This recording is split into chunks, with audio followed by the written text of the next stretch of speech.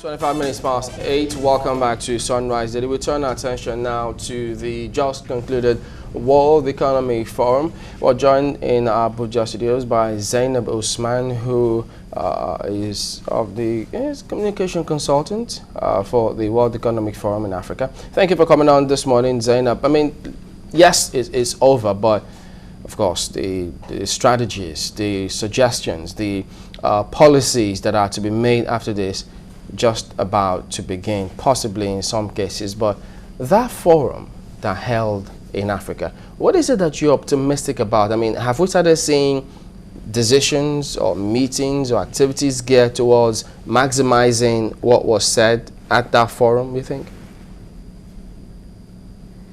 Yes, thank you very much for having me here. In terms of what I'm most optimistic about, I think it's, first of all, the general theme of the World Economic Forum on Africa Summit itself, which focuses on forging inclusive growth and creating jobs. And at the heart of this is the need for African economies to be transformed. That is the transformation of African economies. And I mean, the whole approach to that is that it is twofold. First, it is macro at the level of governments and institutions and the private sector, and it's also bottom up. That is, it places people at the heart of this transformation agenda for African economies. Well, it is too early to say whether these the outcomes of the summit itself have started to be implemented. It's too early to say that, but we've seen a lot of commitment from the participants of the summit, that is policymakers, civil society, and the private sector. We've seen commitments in terms of healthcare. We've seen commitments in terms of power for Africa, power infrastructure. So, for instance, development partners have pledged to invest $2 billion for power sector reforms in Africa. We've seen commitments in agriculture. We have the Grow Africa initiative, where a lot of the stakeholders have pledged to invest billions of dollars in African economies. We've seen commitments also in education. So one important outcome also was the Safe Schools initiative, which focuses on the northeast part of the country, where there's an insurgency raging on, as we're all aware. So, you know, there are so many of these commitments and initiatives that have come out of the summit that we should really be optimistic about. Well, did you see enough of the presence of the private sector at that forum to suggest that, yes, we will see them play a major role, be it in agriculture, in the power sector, in financing? Yes, certainly. I mean, like I said, there's been quite a lot of commitments by the private sector, whether it's the local private sector in Nigeria and in Africa, or the foreign private sector. You know, like I said, for instance, Dangote has pledged to invest about $16 billion in the Nigerian economy, in his petrochemical plant that is coming up.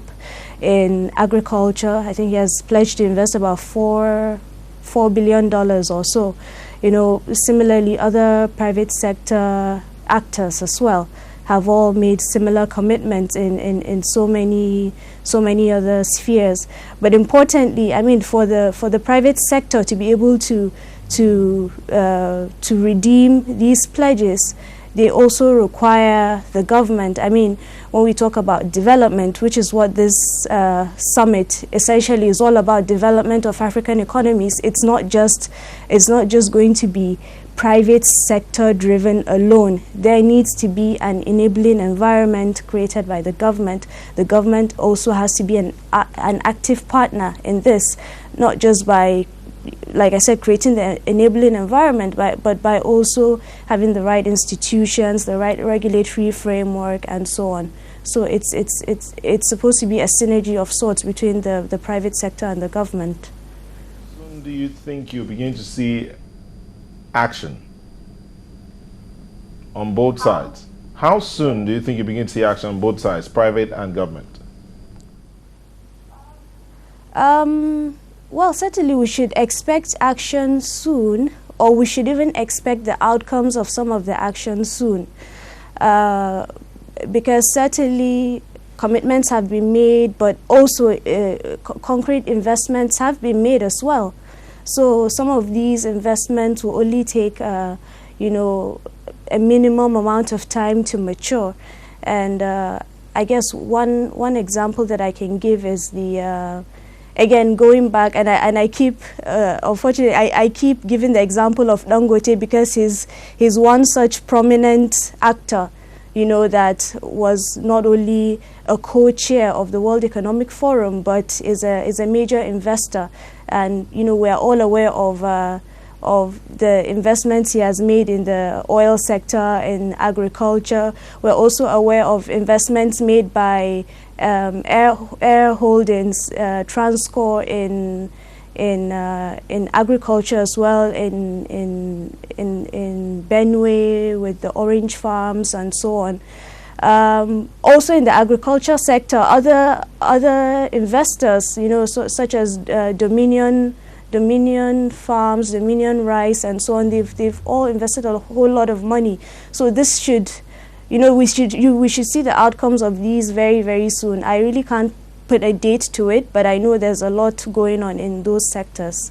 A lot has been said about, well, you're also a communication consultant to WEF, but the thing here is that it would seem as if it's just the big players who would benefit. How does the small-time investor, especially the farmers, key into the gains of WEF? Yes, that's a very good question, but unfortunately I don't think I'm the right person to answer that question because I do not work for the Agriculture Ministry, for instance. They're in a better position to give a comprehensive response.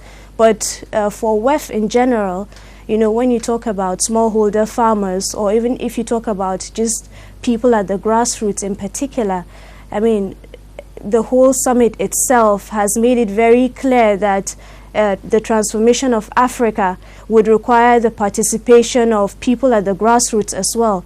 So they're trying to move away from the sort of dominant macro approach that has characterized previous approaches, and they're trying to involve people on the ground as well. So when you look at WEF, there were lots of smaller meetings, side meetings that tried to involve a lot of up-and-coming entrepreneurs. There was also a lot of emphasis on, you know, social entrepreneurship, innovation, and all of that, because the realization is that unless you include ordinary people in the processes of growth, then that growth would end up being very restricted to a small minority of people, a small minority of the population, as we are seeing now. I mean, African countries have grown tremendously in the past decade. Nigeria itself has grown, has recorded economic growth rates of about 7% per annum annually for the past 10, 12 years. But the problem is, and this is what everybody knows, that this growth is not inclusive. This growth has accrued, or the benefits of the growth have accrued to only a small fraction of the population. So for you to have that inclusive growth, you need to involve people as well. And for you to involve people, you need to look at not just large-scale private sector organizations or multinational corporations, but also you have to focus on small-scale enterprises, also smallholder farming in some respect. Innovation and all of that, and for you to be able to include that mass majority of people in the processes of growth, you need to ensure that they have adequate access to education, to healthcare, and there is also sufficient infrastructure. And these are some of the core sectors that a lot of the sessions of the WEF Africa have focused on: healthcare, education, power infrastructure, transport infrastructure, and so on, so as to include the people at the grassroots. So just back to the question, sorry, it seems as if I've digressed a little bit, but just back to that main question of smallholder farmers benefiting. You know, it's with these sorts of initiatives in healthcare, in education, in infrastructure, access to financing and so on, that would ensure that they are also able to participate effectively in the growth process. His Premier was also there, Lee Kishan. He spoke on a number of things, including this $5 billion China-Africa Investment Fund. You know, do you think you've seen some changes, referring to the bureaucratic bottlenecks, to the extent that this fund, the benefits of the fund, will trickle down to the man out there? Wow, that's quite a tough question, because while yes, there's a link between you know, the bureaucratic processes in Nigeria, in a lot of African countries, and how they're able to access or utilize funds. The other thing is, you know, reforming governmental or public sector institutions to ensure that they are more effective is not really an easy process.